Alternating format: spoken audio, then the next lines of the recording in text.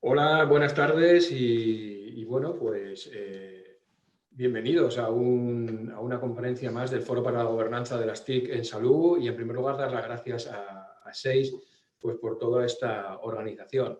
Yo soy Guzmán Garmendia, soy el director general de Telecomunicaciones y Digitalización del Gobierno de Navarra y me ha tocado la parte más fácil, más sencilla, ¿no? Que es presentar al conferenciante que tenemos hoy, pues que tenemos la suerte de tener hoy y que leído su currículum, pues la verdad es que me deja maravillado y asombrado. Y os voy a pasar a resumirlo brevemente para cuanto antes dar paso a Julián Isla. Julián Isla es el director científico de la Fundación Europea del Síndrome de Dravet.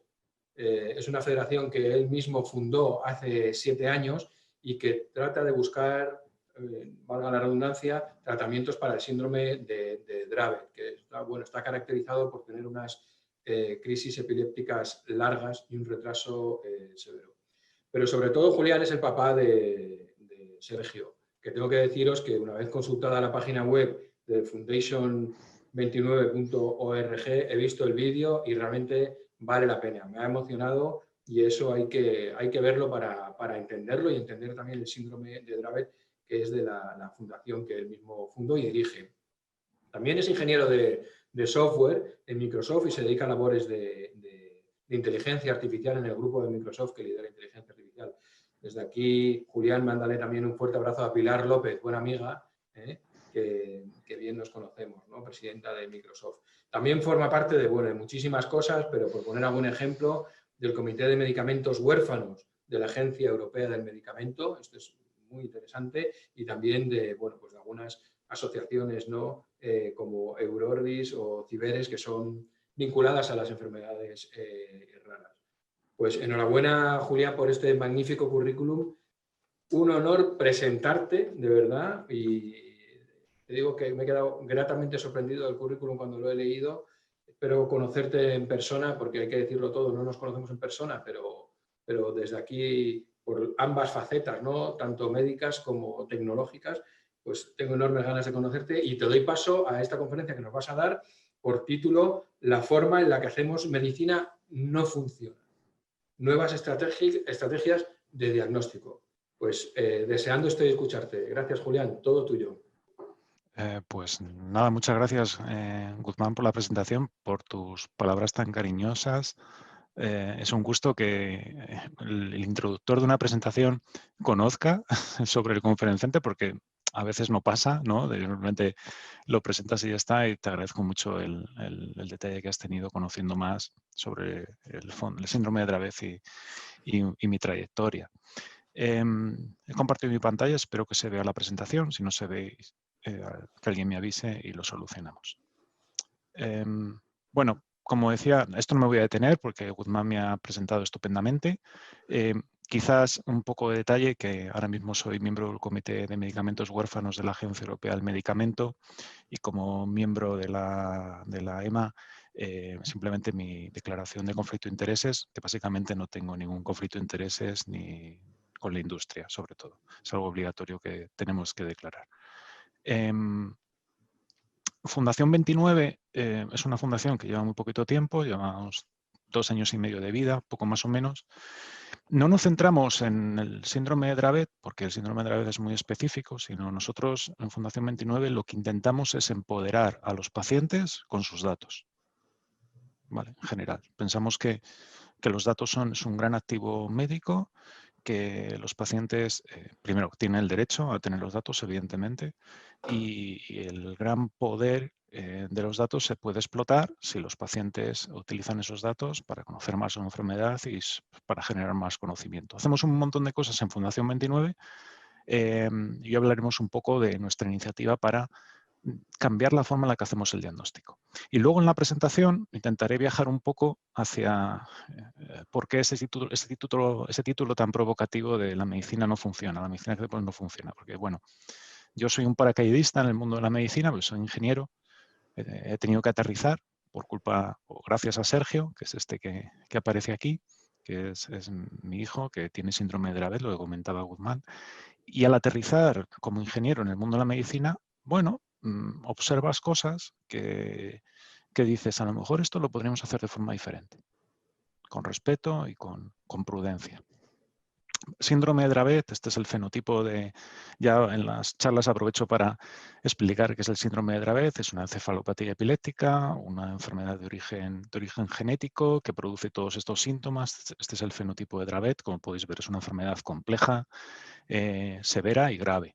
Y bueno, Sergio tiene 12 años y inicialmente fundé la Fundación Síndrome de Dravet para intentar buscar tratamientos y una posible cura en el futuro para el síndrome de Dravet, y aquí llevo 12 años haciendo pues, un montón de cosas. ¿Por qué el diagnóstico? Bueno, Sergio en concreto tuvo diagnóstico relativamente pronto. Él empezó a tener síntomas con 3 meses y tuvo diagnóstico al año. Pero ese tiempo sin diagnóstico fue un horror, porque el síndrome de Dravet es una encefalopatía epiléptica producida por un problema en el canal de sodio. El canal de sodio es lo que regula el potencial de acción en las neuronas, y básicamente estos pacientes tienen un problema en la regulación del potencial de acción. Las neuronas se despolarizan antes de tiempo y eso provoca un montón de síntomas. El más obvio son crisis epilépticas, pero desde crisis epilépticas hasta retraso cognitivo severo. Y el gran problema que tiene es que hay fármacos, que son los bloqueadores de canales de sodio, que como se los des a un paciente con este tipo de epilepsia, empeoran, y empeoran mucho. En el caso de Sergio, bueno, pues al principio cuando le estábamos tratando mal, tenía 20, 30 crisis epilépticas cada día. O sea, imaginaros la situación. Y esto es habitual, aunque nos parezca mentira. El diagnóstico de enfermedades raras todavía sigue siendo complicado y desafortunadamente nos dejamos muchos pacientes atrás. Hay muchos pacientes que no tienen diagnóstico y les cuesta tenerlo. La media son 5 años, si lo consigues. ¿Qué sucede? Que diagnosticar es un poco como navegar, ¿no? Tienes que ir de un punto A al B. Y tienes que hacer lo que luego se llama generalmente en el mundo de las enfermedades raras la odisea del diagnóstico. Y se le llama odisea porque no es un viaje agradable. Es un viaje que tiene penurias, te pasan cosas, ninguna suele ser buena y cuesta llegar al punto B.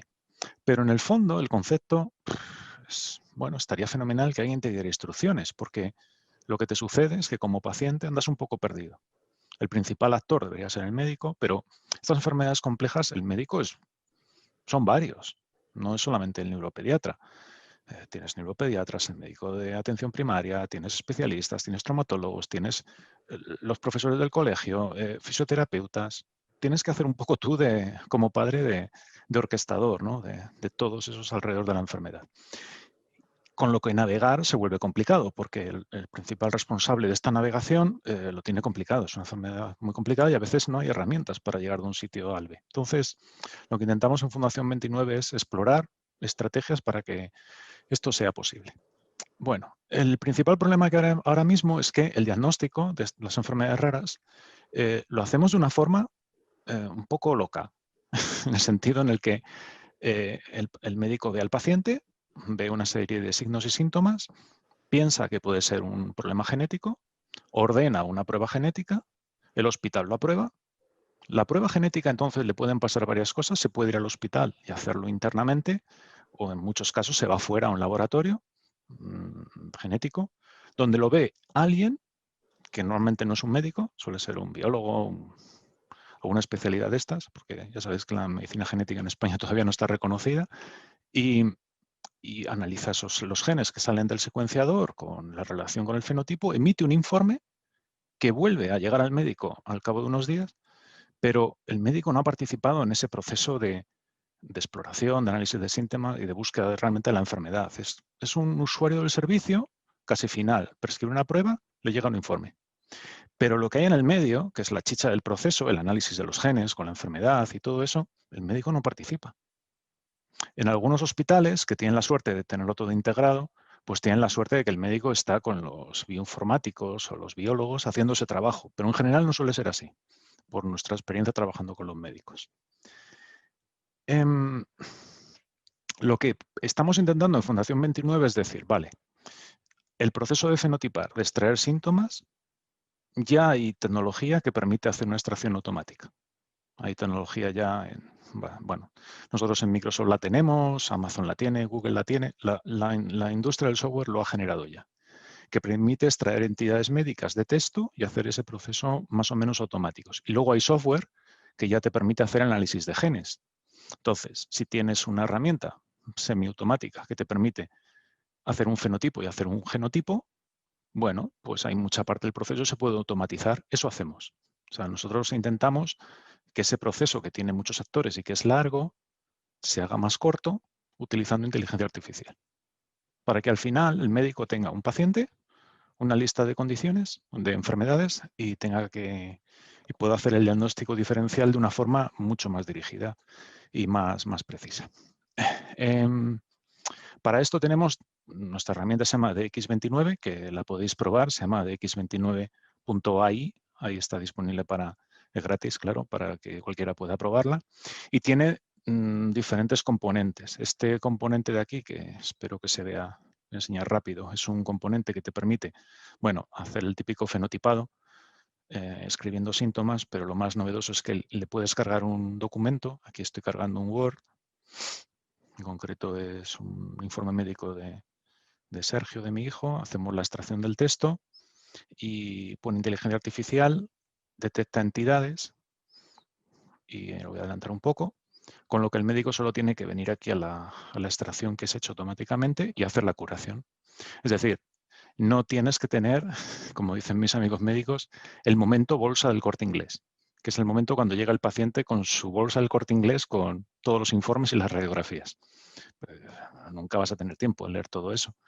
Aquí lo que intentamos es ver si el Deep Learning en concreto es capaz de acelerar ese proceso.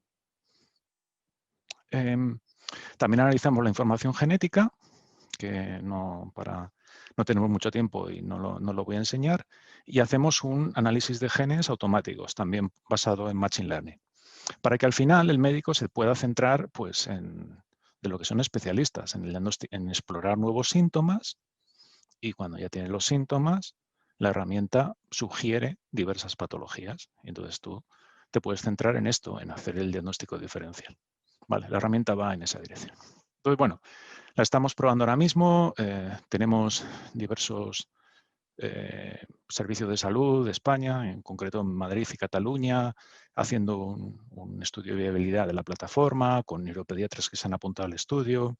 También estamos hablando, bueno, el NHS lo va a empezar a probar en Birmingham, y esto lo hemos hecho pues, juntando piezas que ha desarrollado el mundo y la comunidad científica y de investigación. A pesar de todo esto, sabemos que podremos automatizar el proceso de diagnóstico para 1/3 de los pacientes, esto verde que aparece por aquí. Un 10%, 8, 10, no se sabe cuánto, necesitará análisis manual y de un especialista, de un genetista que se ponga a mirarlo a mano, porque el análisis automático no será suficiente. Y desafortunadamente, más de la mitad de los pacientes, a pesar de que utilicemos todas estas técnicas, no les vamos a dar un diagnóstico certero. El 80% de las enfermedades raras tienen origen genético, pero a pesar de todo, la mitad no sabemos cuál es.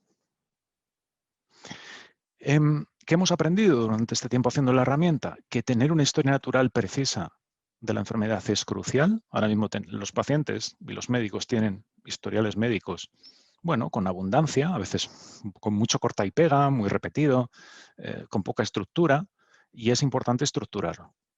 Ahora mismo, para que las máquinas entiendan la información médica, les tenemos que ayudar un poco y darles estructura. Y eso es fundamental que hacerlo. Los que sois responsables de sistemas de información, me imagino que es una problemática que tenéis en la cabeza ahora mismo. Y luego, otra de las principales lecciones es que, claro, si tú eres médico, interactúas con el paciente, es tu problema, una hora, las horas que sean, pero para el paciente es un problema siempre. Y la energía del paciente buscando un diagnóstico es algo que intentamos utilizar, porque los pacientes tienen mucha. Como decimos, los pacientes suelen ser impacientes en enfermedades raras. No tienes tiempo realmente para esperar. Y lo que nosotros somos facilitadores es intentar unir esa energía. Que la energía del paciente, por supuesto, no vaya en contra del médico, porque el diagnóstico es un acto médico y lo tiene que hacer un profesional, pero que la energía del paciente fluya para ayudar al médico en esa dirección. a pesar de los problemas. Y os voy a contar un ejemplo concreto de una enfermedad rara, que es el síndrome de Lennox-Gastaut, una enfermedad también con síntomas de epilepsia. Veréis lo que pasó. Al ver el fenotipo de la enfermedad, lo que está en las bases de datos que todos utilizamos, aparece un síntoma muy curioso, que es esto de que se te cae el párpado, el ptosis, que el párpado se suele caer por un problema neurológico o muscular de la arquitectura palpebral, lo que abre y cierra el párpado. Bueno, pues este síntoma aparecía en este síndrome. Yo he visto pacientes de Lennox-Gastaut porque, bueno, tienen características comunes con los pacientes de Dravet. Y nunca había visto ningún niño con un ojo así. Y al ver el síntoma dije, pero ¿este síntoma realmente lo tienen? Bueno, me puse a buscar en la web de la Fundación Norteamericana y el síntoma no aparecía. Dije, uy, qué raro. Les envié un correo, hablé con su directora médica y me dijo, dice, no, este síntoma nuestros pacientes no lo tienen. Digo, pero está en el fenotipo de las bases de datos oficiales. Nos pusimos a investigar y resulta que lo que pasaba es que, claro, estos niños toman fármacos antiepilépticos. Cuando tomas un fármaco antiepiléptico te entra sueño y se te cierran los ojos. Y alguien confundió esa observación con un síntoma que no tiene nada que ver. Pues bien, esto está lleno.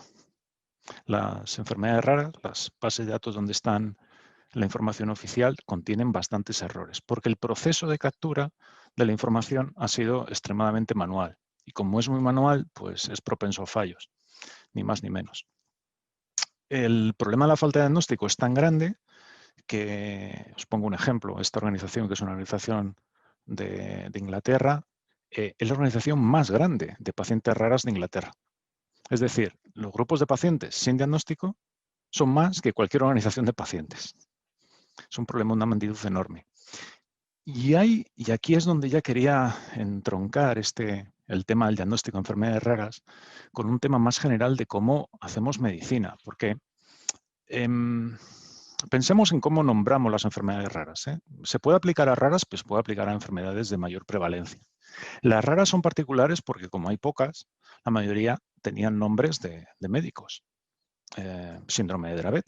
Síndrome de Dravet tiene este nombre por la doctora Charlotte Dravet, una doctora francesa que trabajaba en Marsella y que observó que determinados pacientes convulsionaban al pasar por un suelo que tenía baldosas blancas y negras. Le pareció raro, esos pacientes reaccionaban a un patrón visual y, bueno, empezó a atar cabos, describió un síndrome, que es un conjunto de síntomas, y le puso, la comunidad científica, en agradecimiento, le puso su nombre.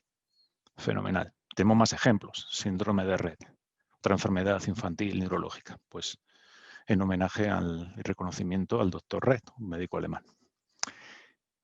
Con el paso de los años esto se fue complicando porque la enfermedad de Lennox-Gastaut, el síndrome de Lennox-Gastaut que habíamos visto, tiene nombres de dos médicos que descubrieron el síndrome más o menos a la vez. Claro, tampoco te vas a enfadar y poner el nombre a uno u otro, así que para evitar polémicas, una decisión salomónica, el nombre de los dos. Y eso se complicó más en la medicina porque hay enfermedades que tienen el nombre de 3 médicos a la vez, como esta de aquí. Pues bien, en los últimos 10 años ha habido un cambio enorme en la medicina, porque los genes que hay detrás de estas enfermedades se han descubierto. Para el síndrome de Dravet es el SCN1A, para el síndrome de Rett es el MCP2 y para la de abajo es ese gen que aparece ahí.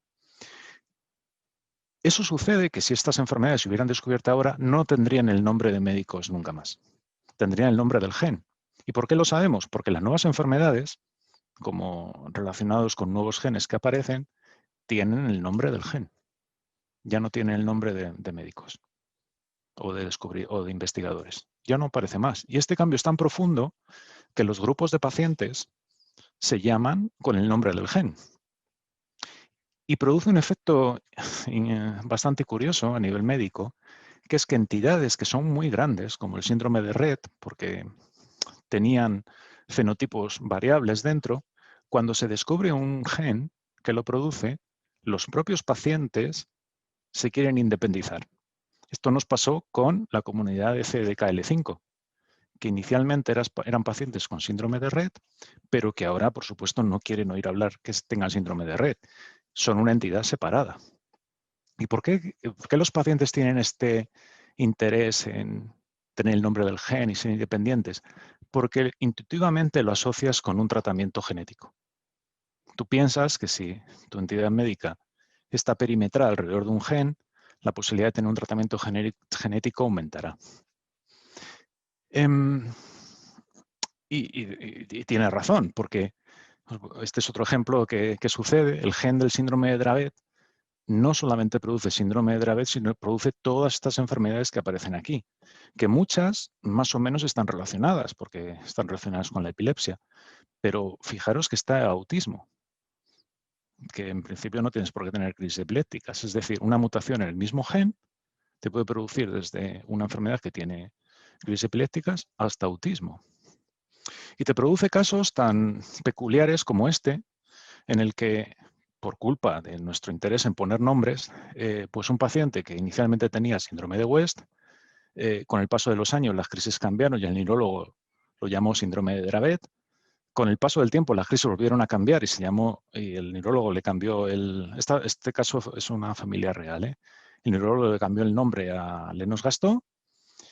Se le hizo un test genético cuando tenía 14 años el chaval, apareció el gen y el médico decía, entonces, ¿le volvemos a llamar a Dravet o cómo le llamamos? La obsesión por poner nombres de los médicos y de cómo enseñamos medicina lleva a esto. Y es una obsesión normal, porque hay que clasificar. Clasificar es el primer estadio para tratar y los médicos les enseñamos en las escuelas de medicina a hacer eso y es normal, ¿eh? Y gracias a eso la medicina ha evolucionado. Pero en la era de la genética produce una distorsión, porque puedes tener una familia como esta en la que le estamos bailando el nombre cada 2 o 3 años. Y en el fondo lo que sucede es que cuando pensamos en la medicina como un ejercicio de clasificación y de diagnóstico, claro, es un ejercicio muy simplista, porque la biología es mucho más rica que la clasificación que tenemos en medicina. El ejemplo lo veis con el CIE, los códigos CIE. Ahora creo que vamos ya por el 11 o pensando el 12 o ¿cuándo vamos a terminar? Eso crece cada año, tenemos más. Quizás no se adapte bien a lo que necesitamos. Quizás haya que utilizar nuevas estrategias. Esto es un ejemplo del Machine Learning en el que para entender el lenguaje natural se utilizan vectores. Es decir, para entender la complejidad del lenguaje y lo difícil que son las estructuras lingüísticas, los ingenieros de datos utilizan vectores porque el vector embebe la complejidad. Y es un salto que ha permitido que el reconocimiento del lenguaje natural haya pegado ese salto que habéis visto en los últimos 10 años, en los que funcionaba, bueno, como tal cual hace unos años, pero ahora funciona realmente bien. Embeber la complejidad es un gran instrumento. En este trabajo de unos investigadores y médicos americanos utilizan estructuras de grafos para embeber la complejidad del paciente y calcular trayectorias. Y les funciona muy bien este tipo de aproximaciones. Y posiblemente sea algo que tengamos que empezar a hacer en el futuro. No pensar en el paciente como algo estático, sino como un grafo y una estructura compleja. Porque al final hacer diagnóstico es hacer clustering. Hacer clustering es algo que los ordenadores saben hacer muy bien. Y quizá deberíamos nombrar las enfermedades pues como lo nombran las estrellas los astrónomos, en el que no le ponen un nombre antropomórfico. Antes sí, antes se llamaban como cosas que podíamos imaginar, pero ahora son coordenadas. Ahora los nombres de las estrellas es la información de dónde hay que apuntar el radiotelescopio. No aporta el nombre del astrónomo que lo descubrió. El nombre aporta información. Y la medicina posiblemente evolucione en esta dirección y no tengamos una enfermedad con un nombre, sino una descripción que englobe la complejidad de la propia enfermedad y permita avanzar. Y en el futuro, este es un artículo interesante de cómo explica que el ADN debería conectarse uno con otro. Bueno, pues generar conocimiento conectando los pacientes, su información genética y la información médica. Esta es una iniciativa que nosotros también promovemos para que el propio paciente tenga un almacenamiento seguro de la información médica y que se pueda reutilizar en base a los principios de compartición internacionalmente conocidos. Nada más. Con esto ya termino la presentación. Esta es una frase muy célebre de este señor que tiene libros sobre medicina e información. Yo no creo que simplemente sea un problema de información, la medicina. Yo creo que es una combinación entre la ciencia y la información. Y en la confluencia de esos dos mundos es donde posiblemente tengamos que desarrollar la medicina del futuro. Muchas gracias. Pues muchísimas gracias, Julián. La verdad es que me ha encantado bueno, y porque me toca mucho, en la parte en la que estamos trabajando. Aquí en el Gobierno de Navarra, también en mi dirección general llevamos la parte tecnológica del área de salud. Y estamos muy preocupados y ocupados en lo que estabas diciendo. Y bueno, voy a, en los 5 minutos que nos quedan, te voy a intentar, voy a aprovechar que estás aquí para contarte un poco y preguntarte, ¿no? Hacia dónde podemos ir nosotros también, ¿no? Hablabas de una historia natural precisa, de la energía del paciente y al final comentabas lo de embeber la complejidad. Bueno, yo no sé si nosotros lo estamos llamando embeber la complejidad o cómo lo estamos llamando, pero estamos intentando desarrollar una política de medicina personalizada. Y ahí me gustaría un poco conocer tu opinión, porque es verdad que has hablado de inteligencia artificial, que es también lo que tocas en tu empresa, de estos grafos, ¿no? Sí. Bueno, pero en la medicina personalizada, en la actividad genética, ¿cómo lo metemos en todo esto? Es una gran pregunta, Guzmán. El NIH define la medicina personalizada o la medicina de precisión como el conjunto de información personal, de la información médica del paciente, la información genética y todo alrededor del paciente de estilos de vida, alimentación, variables ambientales. O sea, tiene como 3 núcleos, ¿no? Entonces, el NIH lo tiene muy claro y lo que dice es, para hacer medicina de precisión hay que capturar los 3. Ahora mismo la mayoría de los sistemas médicos están en el primer estadio, información médica pura. Habrá que evolucionar estos sistemas para capturar la información genética. La información genética, por supuesto, en enfermedades raras es casi necesaria, pero puede servir para muchas cosas más. Te puede valer para farmacogenética, te puede hacer para calcular riesgo de efecto adverso a fármacos. Es muy valiosa. Y luego, por supuesto, abrir los sistemas hacia la captura de datos más ricos, ¿no? Pues, datos sobre lo que llaman el real world evidence ahora mismo, ¿no? La evidencia del mundo real. Todo eso. Entonces, yo creo que poco a poco los sistemas tendrán que ampliarse y ser capaz de capturar más variables en estos 3 ámbitos. Muy bien, porque nosotros en realidad a lo que iba, respondiéndome perfectamente a la pregunta, Julián, nosotros aquí tenemos una medicina, la verdad es que bastante avanzada en Navarra, un poco por el mimetismo con la Clínica Universitaria de Navarra, que es la parte privada y la parte pública, ¿no? Pues hay cierta mimetismo, ¿no? Competencia, bueno, pues muy rica. Y vamos avanzando en ese sentido, ¿no? Y entonces yo sí que en las partes que tú dices, pero yo iría a más. Nosotros también queremos meter la parte de inteligencia artificial dentro de toda la información que estamos recabando de una persona desde que nace. Por eso, aquí ya no hablamos ni de inteligencia artificial ni de medicina personalizada, sino que estamos tratando de trazar las pautas de salud digital, que incluye todo. Incluye inteligencia artificial, medicina personalizada, teleasistencia, acceso a la carpeta personalizada, en fin, utilización de datos encriptados para la mejora del resto de pacientes. Todo esto en una estrategia de salud digital y estamos avanzando mucho. De estos componentes que te estoy diciendo, medicina personalizada, inteligencia artificial, telemedicina, en salud digital nos estamos dejando algo. No, probablemente no. Yo creo que lo que los pacientes y los ciudadanos queremos en el fondo es tener lo mismo que experimentamos en nuestra vida digital en el mundo sanitario, ¿no? Si ahora estamos, pues, con el tema de la pandemia muy acostumbrados a tener teleconferencias y reuniones a distancia, pues queremos efectivamente que la reunión con nuestro médico se pueda hacer por un sistema de teleconferencia, porque queremos lo mismo. Si estamos acostumbrados a loguearnos o proporcionar nuestra identidad con sistemas digitales, que ya nos pasa la huella, o cuando nos logueamos con un Facebook, con un Google, con un proveedor de identidad, queremos lo mismo. No queremos estar metiendo contraseña de un lado para otro. yo creo que en el fondo no hay tanta diferencia entre cómo deberíamos abordar los desafíos del mundo sanitario de los desafíos de los ciudadanos en un entorno digital. Y tenemos que ser capaces de que las experiencias que los ciudadanos viven en un entorno digital puedan ser fácilmente portables y transportables al mundo sanitario. Me quedo con eso y con el maravilloso mundo que se nos abre, ¿eh? Para todos los pacientes y para todas estas también enfermedades raras, porque cuanta más gente esté ahí, y esto es una percepción mía, ¿eh? Menos raras serán, porque Claro. en cuanto Y, lo vayamos globalizando, ¿verdad?